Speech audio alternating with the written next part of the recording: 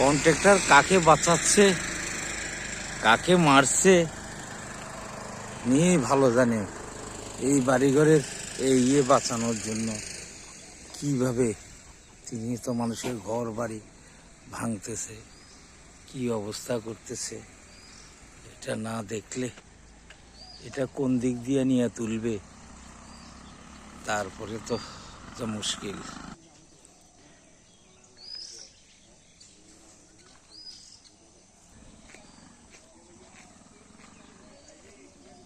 দিকে ঘর বাড়ি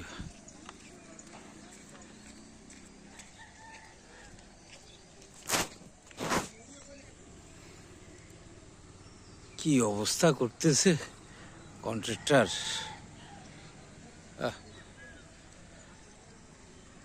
ব্রিজের এই পার পূর্ব হরিপুরের সাইডে কোথায় নদী ছিল, মাটি কিভাবে কেটে এই পারের মাটি কেটে ওই পারিতে নিয়ে যাচ্ছে।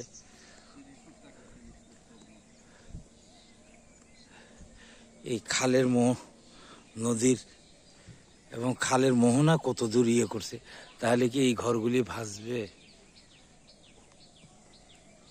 তারাই ভালো জানে। সরকারের কোনো রকমের কোনো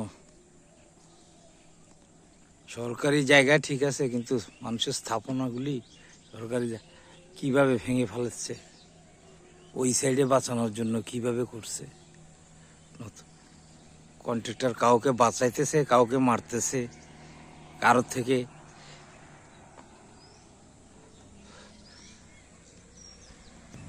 একটা কথা হলো, আগে নদীর কটুক ছিল, এখন নদীর ডবলের থেকে বেশি বানায় ফেলতেছে এই সাইড দিয়ে। ওই সাইডের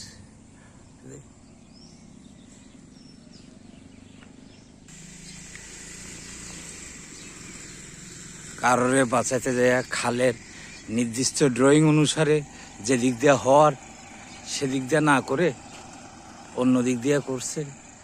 এখন কেউ মরতেছে, কেউ বাঁচতেছে।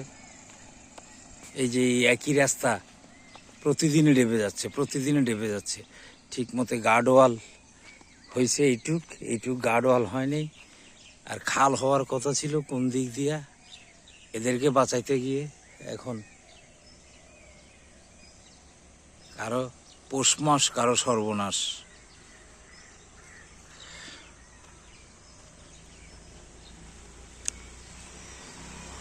দেখার কোনো লোক নাই, যে যার যেভাবে যেমনি পারতেছে। এই খালটা তো এই দিক দিয়ে হওয়ার কথা ছিল না, ওটা যেই বরাবর ব্রিজ আছে ওই বরাবর স্ট্রেট যাওয়ার কথা ছিল। কাকে বাঁচাচ্ছে, কাকে কি করছে, কার আত্মীয়, এটা কন্ট্রাক্টর নিজেই ভালো জানে।